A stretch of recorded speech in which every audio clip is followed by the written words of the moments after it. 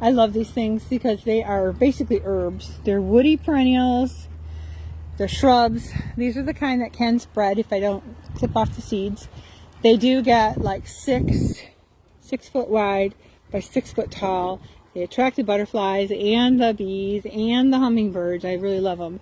But there is a little bit of maintenance to do in the wintertime. And that is to trim the bush about 1/3 of the way down, like before it starts getting warm. And we do that so that it like rejuvenates the shrub itself, and it provides nutrients to what's already there. And you can also shape it, and there's a couple other things you can do. So you can see down here the roots are kind of mangled up a little bit. So I will clip off this one and that one, and anything that's like touching the ground and going up this way. I want the shrub eventually to kind of come out in like a fountain shape. So what I'll have to do is I'll have to trim everything that's like on the bottoms or on the sides and prune it up like that. I already cut back the height, so it is to here now. It was to about here, so I took about 1 foot, about 1 foot off. Just nice straight cuts right across the ends, and then I went, or along the main stems, and then I went to the side stems, cut those down, and then I went to some of the smaller stems, and I would cut them at a spot where there's like 2 buds already, 2 leaf buds, because these 2 will actually form their own branches. Each one of these little leaf buds will form a new branch, which is a lot like herbs, like your basil or cilantro or other things like that. Your zinnias, same thing. When you prune them at the buds, these 2 become new leaf buds. If I prune them here, these 2 would become new leaf buds, new stems. You can see there's little tiny stems that are forming right now. So I left those, cut them to here, just to the stems, and they're going to make their own stems and then more flowers. One back here I don't have cut yet.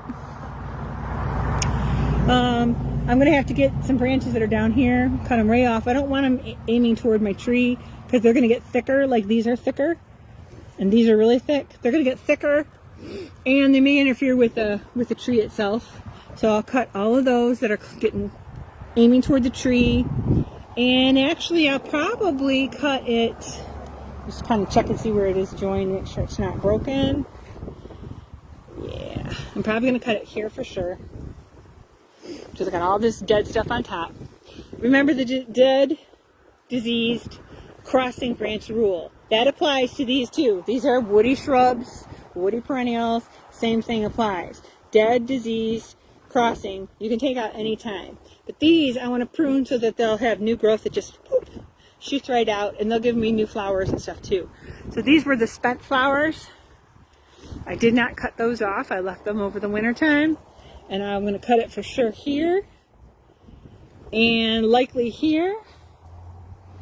I'll take this one off altogether.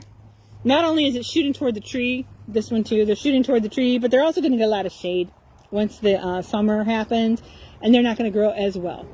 So when I cut, what did I say, to here? No, I'm just going to cut down here. I'm going to cut here, right here.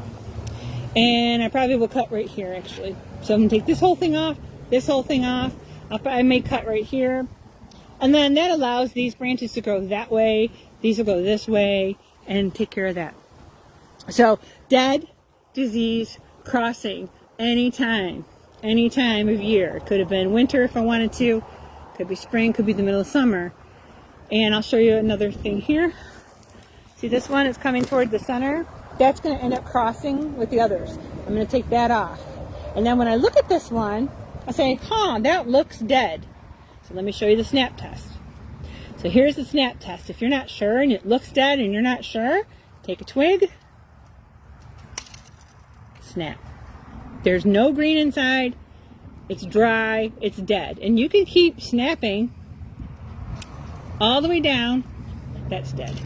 There's me to snap. You can keep snapping all the way down to the end if you're not sure. Like roses will do that too. Although I don't know if I want to snap a rose because it would hurt with the pokers, with the thorns. But when I come around here, I see here, like this whole section is dead. And the problem is that it still shares rootstock or root space with the ones that are living. So they're not going to do any good. There's no leaves to capture sun energy. And they're going to try to be taking some moisture up at the very bottoms, and it's not going to do any good. And then they also are prone to diseases and bugs and stuff. So I can see that this whole, let's see, this is the one I snapped from. It's where that belonged. So, and actually that goes way down in the center. You can see it crosses with another one. This can come out. I'm going to take it down as close to the base as I can. This can come out. This one I'll probably need a little saw for it. And people will say, oh, but maybe there's some flowers left or some leaves. There's not. There's not. And even if there were, like, okay, I see there are some leaves up here, but they don't belong to this. This is its own entity. And it decided to die off all the way. Whoa, see? Snap test. Look at that. It decided to die off all the way. The other thing is, the only reason it would have died, besides the really heavy winter that we had, is because it's like to the north side of the plant. So it rarely, these stems over here in the back, they rarely get any sunshine. So they're not going to have a lot of energy to be able to maintain themselves. So that's what the snap test is. And that's kind of how to prune your butterfly bush. Now if you think that it's dead all the way down, then, and you're not sure, then instead of the snap test, take your clippers and start clipping downward. And when you see a stem, like right there, it's this down. Let's see if I can get it in the camera. There you go. Look for green around the outsides. And if you see some green, that means it's still alive. It still can push energy up from the bottom. It's still going to make nutrients, and it's still going to grow. So if you're not sure, start snipping. First, try the snap test. And then if it's like, oh, it's kind of bendy and I'm not sure, start snipping back. Don't worry about hurting these things. These are very hard to kill, butterfly bush. And then if you see greens around the stems, they're still okay. Last year, this bush ended up growing the big 6x6x6. It was huge, huge. But it started with just like one little, just a little stem. There's like a single stem. Hi, kitty. And there's nothing else going on. And I thought, I wonder if it's dead. And it was not. It was not. And now that I'm down at the bottom of the roots, what else can you see? Yeah, I see that crossing branch. The reason we worry about crossing branches is because the branches will rub up against each other, and eventually the bark will wear off, and disease and bugs can get in there, and it stresses the plant out. So when I look at this branch that's crossing, this one, right? That one. It's crossing with this one. It actually is dead. So that was super simple to get out. And you can see where it was touching the other branch. And something may have gotten inside of it as well, because they were rubbing each other. But now that one is free to grow. And remember, stems grow outward, just like trees do. Stems grow outward. And so they will rub into each other if they're close by. These have enough room that eventually they're going to end up dying out anyway. Snap test. See? Gone. But if they were any closer, like these up in here, luckily, I'm going to take this dead one out, and it will give the room for everything else. Now watch, I'm going to try it and see what happens. There you go. Definitely dead. No doubt about it.